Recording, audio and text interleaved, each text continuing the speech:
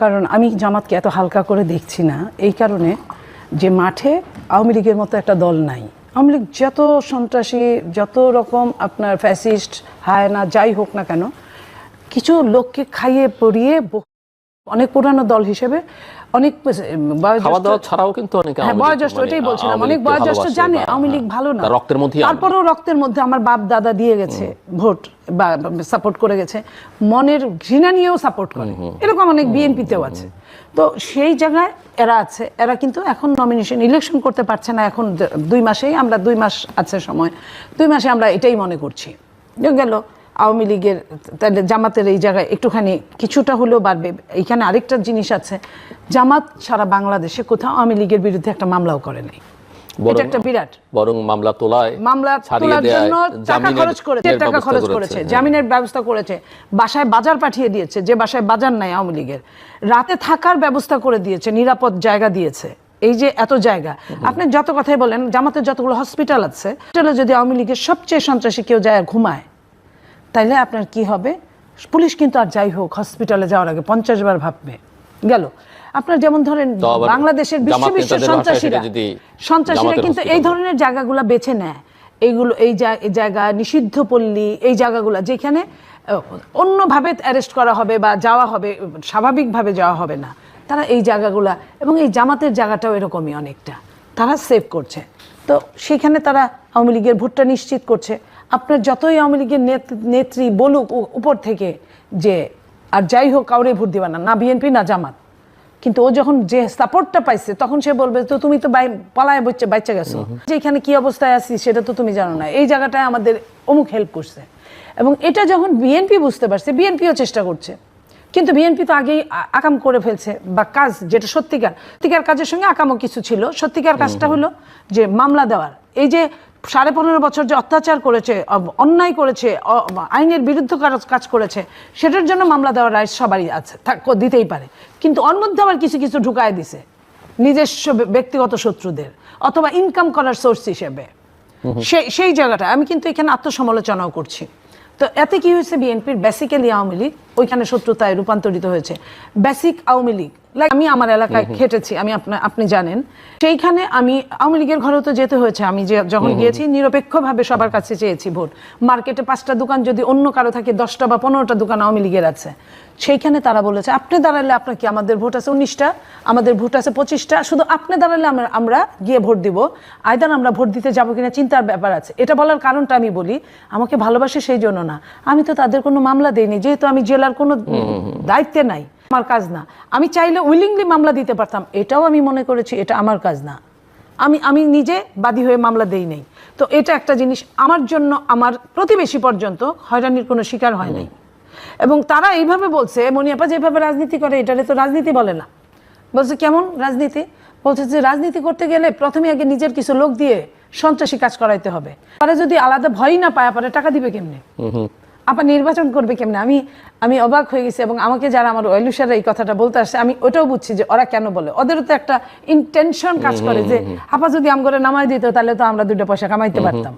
তা আমি বলছি তোমরা ধৈর্য ধরো, সৎ পথেই তোমরা কামাই করতে পারবা। এই দেশটা তো সবারই কাজ করার যোগ্যতা আছে, যদিও আমি ওই সুযোগটাই পাই নাই।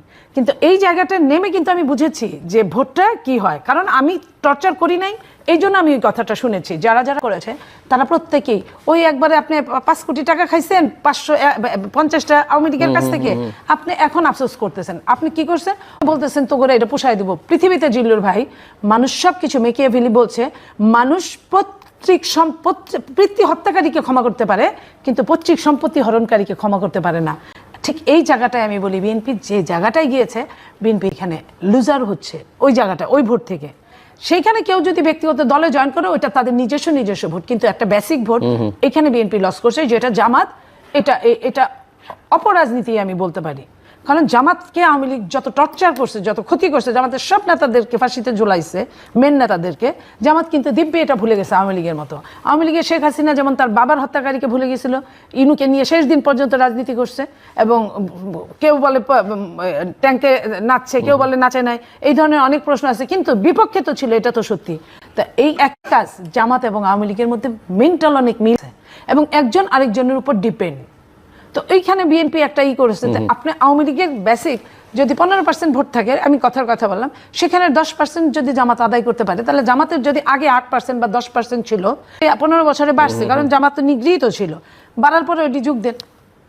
আমি ওই হিসাবটা করছি, কারণ এটা আমার বিএনপির যে সমস্ত নেতারা যদি এটা শুনে আপনার এই টকশো, আমি বলবো যে এখান থেকে আপনারা শিখে নেন। আমি আমার জীবনের একটা শেখার অধ্যায় থেকে এই কথাটা বললাম যে কাউকে 1 নাম্বার খরগোশ এবং কচ্ছপের দৌড় প্রতিযোগিতাটা আমাদের মনে রাখা উচিত। 2 নাম্বার, এইখানে দুইটা দল বেসিক বাহ্যিক দৃষ্টিতে আওয়ামী লীগ বিএনপির সঙ্গে অনেকটা মিল আছে, আভ্যন্তরীণ দৃষ্টিতে জামাত আওয়ামী লীগের সঙ্গে অনেকটাই মিল আছে, এবং একজন আরেকজনের উপর নির্ভরশীল। এই কারণে আওয়ামী লীগ যখন জামাতকে আপনার নিষিদ্ধ ঘোষণা করে আপনার নির্বাহী আদেশে, তখন জামাত কিন্তু আওয়ামী লীগের ঘাড়েই ছিল। আপনি সেই পাবনার, আপনার এই টকশোতে অনেকবার বলেছে, সেই পাবনার আপনার স্বরাষ্ট্র প্রতিমন্ত্রী, সে তার এখানে দলে যোগ দিছে। কুষ্টিয়ার ভেড়ামারা মানে অপেন, তারা কিন্তু জামাতের বিপক্ষে খাটছে, কিন্তু হানিফ যখন তার দলে যোগ দেওয়া হচ্ছে তখন কিন্তু কোনো সমস্যা হচ্ছে না, আওয়ামী লীগ চুপ। এইভাবে আওয়ামী লীগ আবার তার নিজের দলে পালছে। এই যে নিজের দলে গুপ্ত জামাত, আওয়ামী লীগ কি কিছুই বোঝে নাই? আমি বলবো যে বা যারা যেখানে বুঝছে, হয় টাকায় মুখ বন্ধ করে রাখছে, আর না হয় তারা এটাকে একটা স্বীকৃতি দিছে নেপথ্যে। তো এই জায়গাটায় যদি মিল হয়ে যায়, তাহলে বিএনপির জন্য, বিএনপি একা, ওরা 2 জন, এর মধ্যে আবার আপনার সমস্ত হুজুরদের এক করে ফেলছে তারা, 8টা আপনার ইসলামিক দলগুলো এক হয়ে গেছে। তো ইসলামিক দলের কিন্তু কিছু কিছু জায়গায় বেশ ভোট আছে, লাইক আপনার হাত পাখা চরমুনায়ের কিন্তু বেশ ভোট আছে এখানে, কোথাও কোথাও জামাতের চেয়ে অনেক বেশি ভোট আছে। তো সেই জায়গাগুলায় মানুষ কিন্তু, হ্যাঁ, পীর মানা এক জিনিস, ভোট দেওয়া এক জিনিস, কিন্তু এখন যখন অবস্থাটা রাজনৈতিকভাবে ভীষণভাবে অস্থির, তখন কিন্তু তারা মনে করতে পারে যে এদেরকে না দেদা একবার এটা করি, আরেকবার দেখি নতুন করে। এই যে এটা, এরপরে আপনার মনে করেন জিও পলিটিক্সে যদি আপনি -2 ফর্মুলা ধরেন, তাহলে -2 ফর্মুলা চলমান। আমার কথা না, শুধু বিএনপির মহাসচিবও বলেন, অনেকেই বলেন, আমার নেতা জনাব তারেক রহমানও বোঝানোর চেষ্টা করেন, আমরা আগের চেয়েও এখন বেশি ষড়যন্ত্রের মধ্যে আছি, দৃশ্যমান এবং অদৃশ্যমান।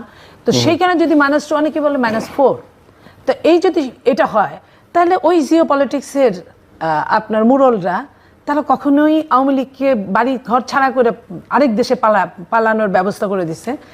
তারা কিন্তু বিএনপিকে ওই জায়গাটায় আনবে না। যে কারণে জামাত মাঝে মাঝে বলে, জামাতের চিফ আমির যে কথা বলছেন যে যেভাবেই হোক ক্ষমতায় আমাদের যাইতেই হবে, এটা কি আপনি মনে করেন এই কথাটাকে বিশ্লেষণ করলে অনেকগুলো উত্তর পাওয়া যায়?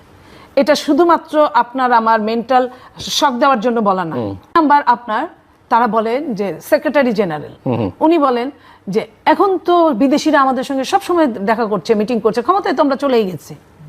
এই কথা, এই লাইনগুলোকে কিন্তু যদি কেউ ফেলে দেয়, সে বিরাট বড় ভুল করবে। সো আপনি নীলুফার মনে এটা বলছেন, আপনি বিএনপির একজন নেত্রী, কিন্তু সামগ্রিকভাবে বিএনপি কি এই পরিস্থিতিটা বুঝতে পারছে কিনা, সেই প্রশ্নটা আমি বিএনপি যদি না বুঝতে পারে, যেহেতু আমার বলার কোনো জায়গা নাই, আমি মিডল ক্লাসের কর্মী বলতে স্বাচ্ছন্দ্য বোধ করি। আপনার এটা মিনি পার্লামেন্ট, আমি পার্লামেন্টে যাওয়ার মতো আমার যোগ্যতা হয় নাই তাদের দৃষ্টিতে, জনগণের দৃষ্টিতে আমি ছিলাম, আমি ওইখানেও কথা বলেছি, আমি আমার ভয়েস রাইজ করার চেষ্টা করেছি। হ্যাঁ, সেখানে আমি আপনার এখানে যে সুযোগটা পেয়েছি, আমি সুযোগের সদ্ব্যবহার করলাম, এখনো ভালোবেসে সুযোগের সদ্ব্যবহার করলাম। ধন্যবাদ।